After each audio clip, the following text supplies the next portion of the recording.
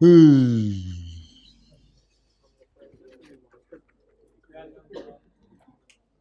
बच्चों, now the tone has been set. Now तुरदे जाओ ते कर दे जाओ। अगले 15-20 मिनट में ये तीनों एग्जाम्पल्स अगली करनी है कुछ भी नहीं इनमें। जिसने नहीं करनी यार वो उठ जाया करे, बीच में मत बोला करे प्लीज, ठीक है ना। कल से इधर ना बैठना, तुम क्लास में भी ना बैठना, अब दोबारा वाकई आओ सचमुच में, ठीक है ना।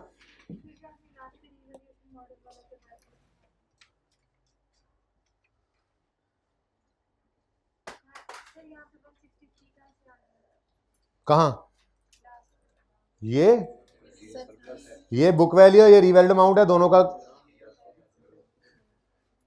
और ये नहीं है ना रिक्वायर्ड, सवाल तो यहाँ खत्म हो गया, समझ आ रहा है।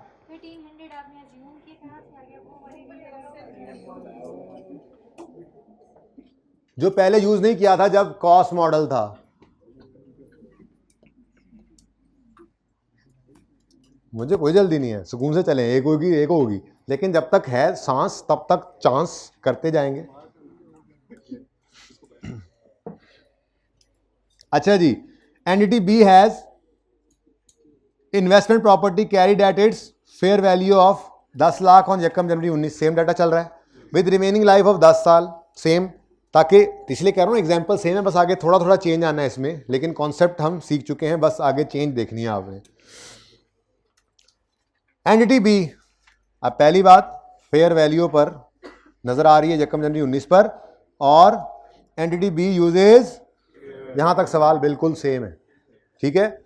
आगे कहता है on 30 June 19 board of director decided to develop the property and use it for sale of inventory. Transfer है और इन्वेंट्री है, बिल्कुल ऐसे ट्रांसफर, यहां पे हमने लिखा ट्रांसफर। अब सवाल भी सेम चलना है ना आगे, सिर्फ चीजें चेंज होनी है थोड़ी थोड़ी, इसलिए मेहनत आप कर चुके, डाटा आपको याद हो जाना है अब, इसलिए तो कह रहा हूं कि हो जाएगा। IS 40 इन्वेस्टमेंट प्रॉपर्टी है, इससे जा रहा है अब ये एसेट, लेकिन चूंकि इन्वेस्टमेंट प्रॉपर्टी में फेयर वैल्यू मॉडल यूज हो रहा है, तो पहले फेयर वैल्यू पे इन्वेस्टमेंट प्रॉपर्टी इसको लाएगा, और फेयर वैल्यू जो कि वही 1200 है, ये इस पे करके इन्वेंट्री के हवाले करेगा, इन्वेंट्री की ये कॉस्ट बन जाएगी। फिर आगे इन्वेंट्री के रूल्स लगने हैं, वो तो बाद में करते हैं, ठीक है। तो at this date fair value is 1200, और अगली बात को फिलहाल तो छोड़ ही दो, ठीक है। अब वो बता नहीं रहा इन्वेंट्री के लिए कॉस्ट मॉडल या रिवैल्यूएशन मॉडल। इन्वेंट्री के लिए कौन सा कॉस्ट मॉडल, कौन सा रिवैल्यूएशन मॉडल। इन्वेंट्री तो लोअर ऑफ कॉस्ट और NRV पे होती है, FIFO FIFO नहीं भाई, इधर ये एंड पे। तो वो बात की बात है, मैं बाद में बताऊंगा, फिलहाल तो ट्रांसफर है। अब चेक करो जरा, आप कहते हो टाइम लगेगा,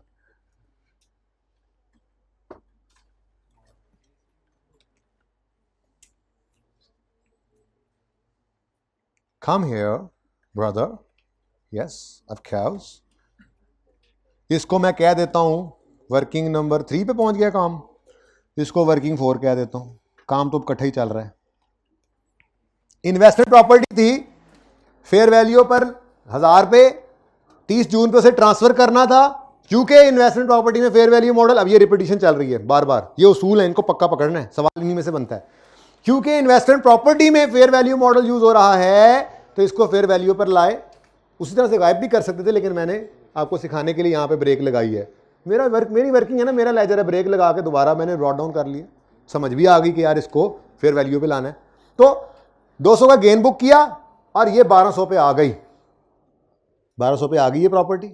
अब इसको यहां से निकाला, हालांकि इसने कहा भी कि मुझे क्यों निकाला, लेकिन हमने इसको यहां से निकाला और कहां पे फेंका। अच्छा, मैं इन्वेंट्री का लेजर भी बना रहा हूं, परपेचुअल समझ लो। तो क्या किया, यहां से क्रेडिट इन्वेस्टमेंट प्रॉपर्टी डेबिट, यानी यहां पे सिर्फ क्या करना था, चेंज। को मसला है इसमें, सवाल जो सेम था, सिखा रहा हूं आपको असल में चीजें, ठीक है ना। तो बस मेहनत वाला काम गुजर गया, जोर जोर लग गया, अब तो बस फ्री फ्लोटिंग है जी। 30 जून पर, बट ठीक है, ये बनाते नहीं हम इस तरह से, बस ठीक है, ये बनाने की जरूरत नहीं है, लेकिन एंट्री ये पड़ी पहली entry investment property debit, fair value gain P&L में क्रेडिट। दूसरी एंट्री इन्वेंट्री डेबिट और इन्वेस्टमेंट प्रॉपर्टी क्रेडिट। ठीक है, अब कोई नहीं, ये बिकने शिकने का कोई डाटा भी नहीं है, क्लोजिंग भी ये 1200 पे ही होगा। ये 30 जून पर इन्वेंट्री आई है, बिल्कुल ऐसे ही जैसे आप कभी इन्वेंट्री खरीदते थे ना इंट्रो में, तो एंट्री करते थे इन्वेंट्री, अगर परपेचुअल सिस्टम है तो करवाऊंगा ये एंट्रीज, मैंने करवानी है, एक सवाल रखा हुआ मैंने आपके लिए, उसमें एंट्रीज करवाऊंगा पीरियोडिक परपेचुअल दोनों की, 1-2 दिन वैसे तो मिलाकर देखा जाए तो तकरीबन 2 से 3 लेक्चर में इन्वेंट्री की डिस्कशन है, लेकिन तोड़ तोड़ के करता हूँ मैं।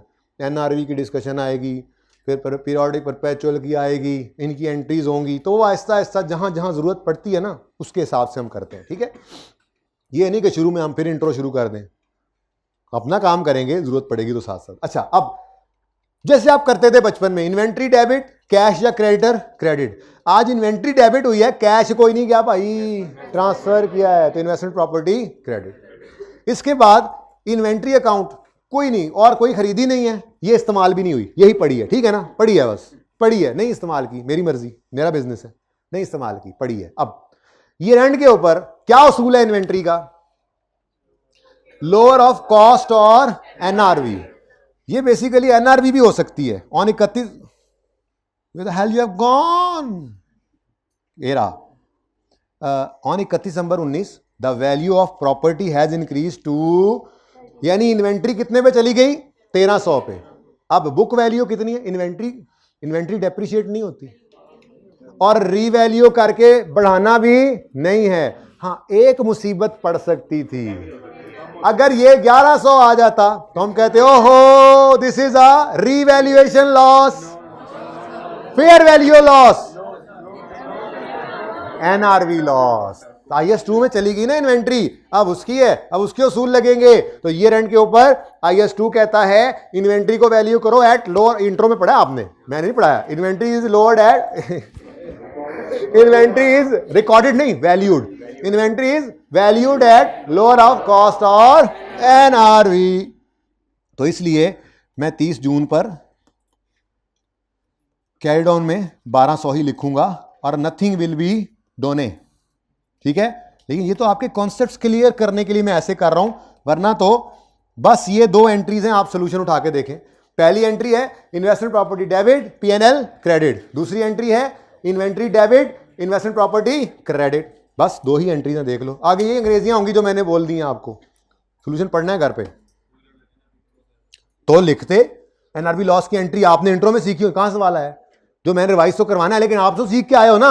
NRV loss cost of sale को चार्ज करते हैं, तो cost of sale debit inventory credit. 100 रुपए अगर आ जाता तो 100 रुपए इधर आता, cost of sale debit inventory credit. पर ये मेरा मकसद नहीं है, काट दो बेशक इसको, मैंने तो सिर्फ ये 2 एंट्री, उसने रिक्वायर क्या किया था? ये 2 एंट्रीज।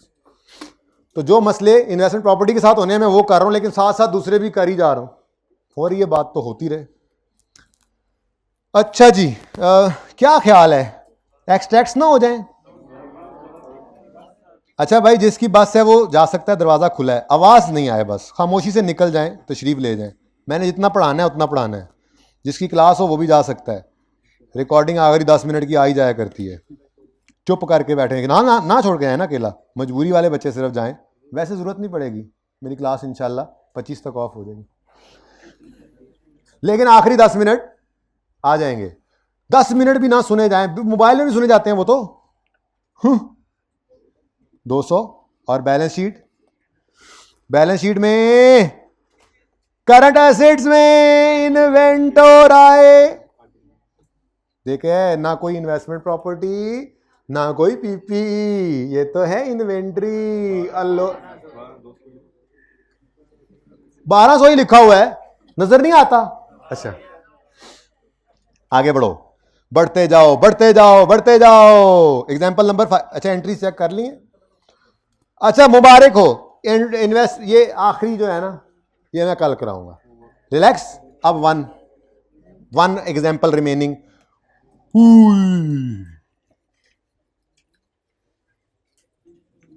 नजर तो नहीं आया कुछ?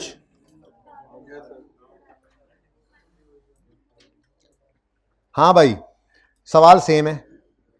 एंटिटी सी हैज प्रॉपर्टी, लेकिन बीइंग यूज्ड एज गोदाम, यानी कि बिजनेस के इस्तेमाल में है, IS 16 का PPE होगा एट 10,000, कैरीड एट 10,000 ऑन यकम जनवरी 19।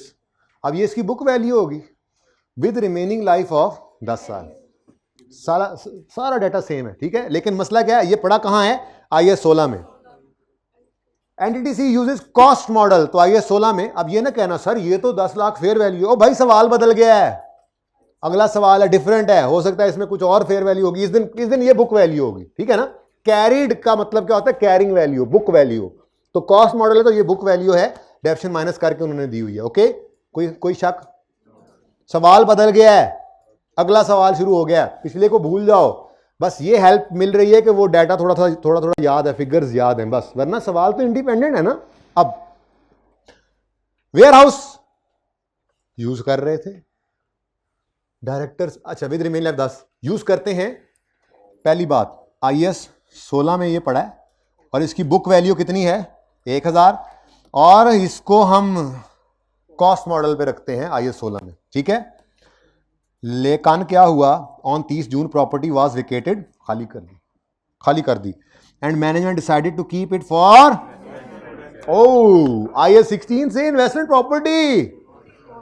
अच्छा, अब पहले लिख लें कि व्हाट इज, क्या है, ट्रांसफर है, और ट्रांसफर है IS टूवर्ड्स IS 40। अब दिलों को थाम लें, अगर तो इन्वेस्टमेंट प्रॉपर्टी में हुआ कॉस्ट मॉडल, मौजें यही आगे ले जाएंगे, 10 लाख इसकी बुक वैल्यू, अगले की भी बुक वैल्यू, और वहां से आगे रिमेनिंग लाइफ पे डेप्रिशिएट करेंगे। लेकिन अगर खुदा ना खास्ता इन्वेस्टमेंट प्रॉपर्टी में हम यूज कर रहे हुए फेयर वैल्यू, जो कि कर रहे हैं, तो उसूल क्या है ट्रांसफर का, फेयर वैल्यू पर ला के ट्रांसफर करना है। अब IS 16 के पास फेयर वैल्यू मॉडल है, उसका नाम है रिवैल्यूएशन मॉडल, तो वो अपने रिवैल्यूएशन मॉडल को यूज करेगा, इसको फेयर वैल्यू पे लाएगा, फिर ट्रांसफर कर देगा, और उससे आगे फिर ये हवाले हो जाएगी। तो आप अब जाएं और ये वाली एग्जांपल का सलूशन, भाई दानिश कहाँ है, दानिश को बुलाएं, और आमिर आपने ये बता देना है इस एग्जांपल के सलूशन से, ये यहां से ऑनवर्ड्स कट कर देना है, ठीक है। ओके, नाउ कैंडीलैंड की chocolate, now working number 3, working number 4, working number 5, 6 हो गई जी, चलो वर्किंग नंबर 6, वर्किंग नंबर 6 आपकी मशहूर जमाना वर्किंग कौन सी, debt, description, asset, surplus, profit and loss. क्यों, उसकी वजह है ये ऑन, कितने लिखा है, सवाल बदल गया, मैं भी कहूं किधर गया। At this date it's fair value is 1200, entity C uses fair value model. Fair value model ना कहता तो ये 10 लाख इसकी बुक वैल्यू थी, इधर इन्वेस्टमेंट प्रॉपर्टी की बुक वैल्यू बन जाती, और रिमेनिंग लाइफ पर डेप्रिशिएट किए जाते हम, जैसे पहले चला आ रहा था वैसे ही चला जाता, बस नाम बदलता। लेकिन अब मुसीबत क्या पड़ गई, फेयर वैल्यू मॉडल, ये बहुत बड़ी मुसीबत होगी, हमें हर चीज को फेयर वैल्यू पे लाना पड़ेगा। डेट, डिस्क्रिप्टियन,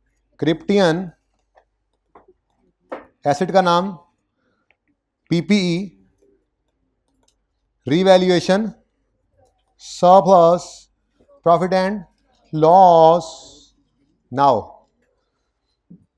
IS 16 से जान छूटी आपकी, छूटने भी नहीं वाली। यकम जनवरी 19 पर बुक वैल्यू है, बुक वैल्यू, मैं कॉस्ट नहीं कहता, मैं बुक वैल्यू कहूंगा, क्योंकि उसने क्या कहा है, ऑन यकम January 19 it is carried at, carrying value है, बुक वैल्यू है। ओके, कितनी है, 100,000।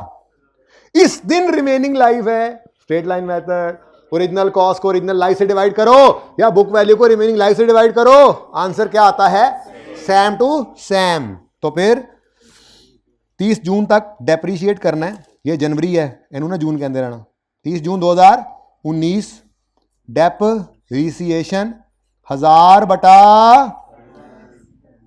10 यार, 10 यकम जनवरी 19 पर यह पड़ा है, और अभी डेप्रीशिएट उसी मॉडल में हो रहा है 10, लेकिन 6 बटा 12, फरमाएं 50, पठानों का 50। अब 950। इस दिन क्या हुआ?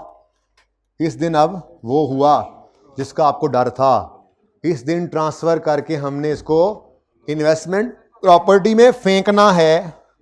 तो 30 जून पर एक लाइन खाली, 30 जून पर रीवैल्यूड अमाउंट, फिर 30 जून पर ट्रांसफर, और फिर कख नहीं बचना। क्या मतलब? तरतीब से चलते हैं, क्योंकि हमने इस दिन ट्रांसफर करना है तो पहले रीवैल्यू तो करें ना। फिर अब रीवैल्यूड अमाउंट, जिसको हम फेयर वैल्यू को रीवैल्यूड अमाउंट कहते हैं ना, यहां पे फेयर वैल्यू ही है, वो कितनी है 30 जून पे। डाटा सेम चल रहा है ताकि आपको आसानी रहे।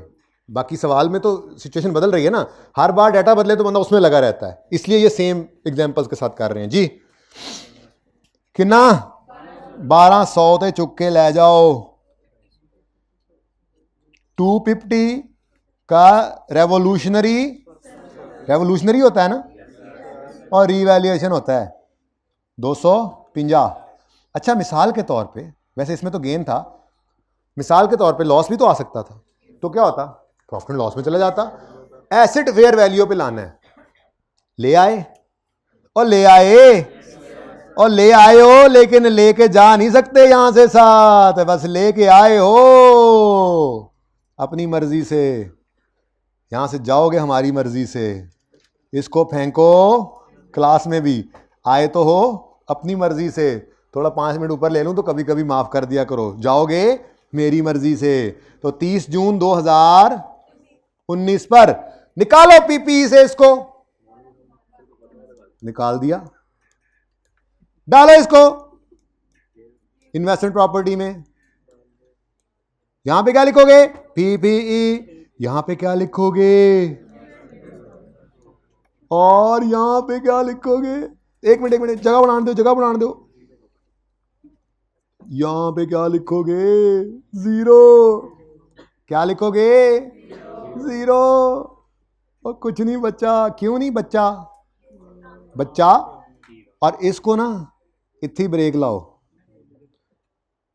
देखो, ये या तो हमने कहा था डिस्पोजल के वक्त ट्रांसफर होता है, या इसको कहा था कि ये आहिस्ता आहिस्ता इंक्रीमेंटल डेप्रिसिएशन के हिसाब से ट्रांसफर होगा।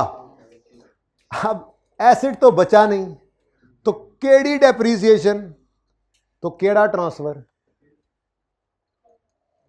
इसका मतलब ये 250 पड़ा रहेगा। लैंड का भी तो सरप्लस पड़ा रहता है, यहां पे तो एसेट ही ना रहा, सरप्लस पड़ा रहे।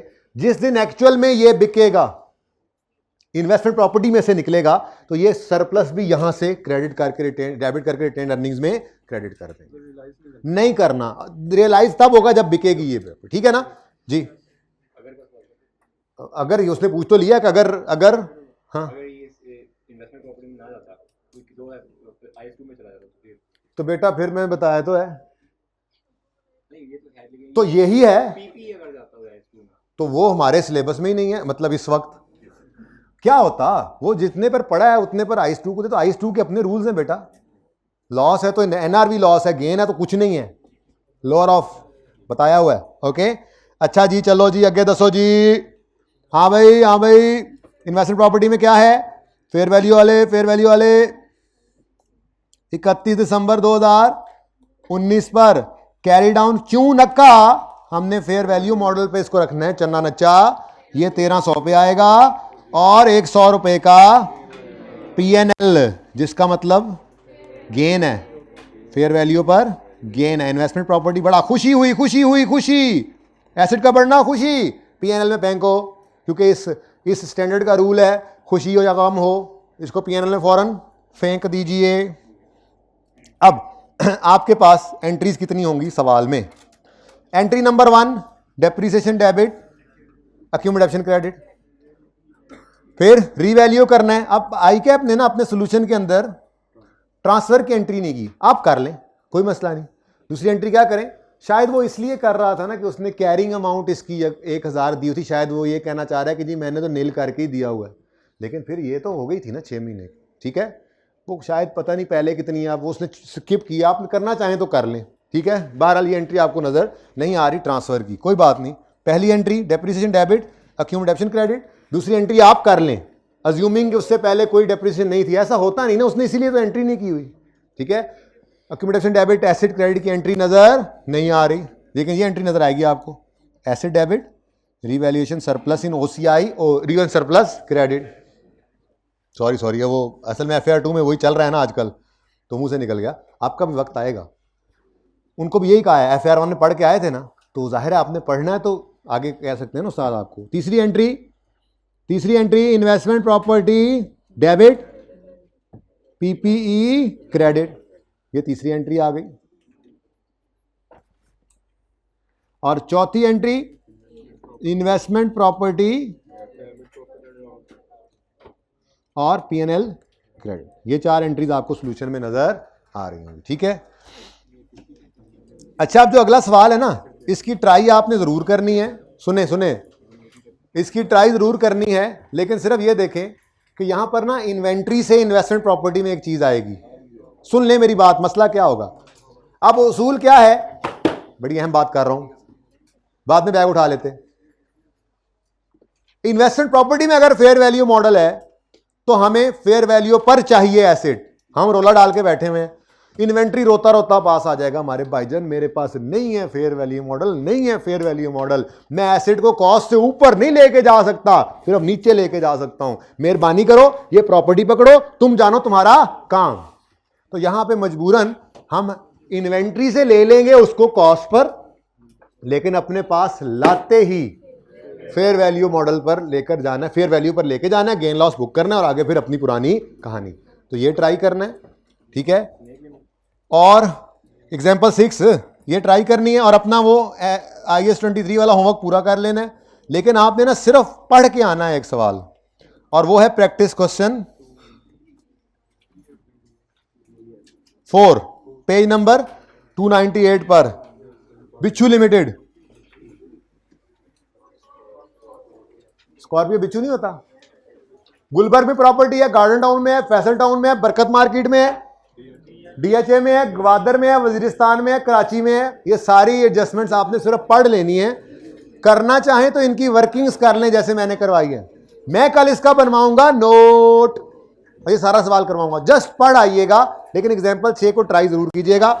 जिंदगी रही तो कल होगी मुलाकात। अल्लाह हाफिज।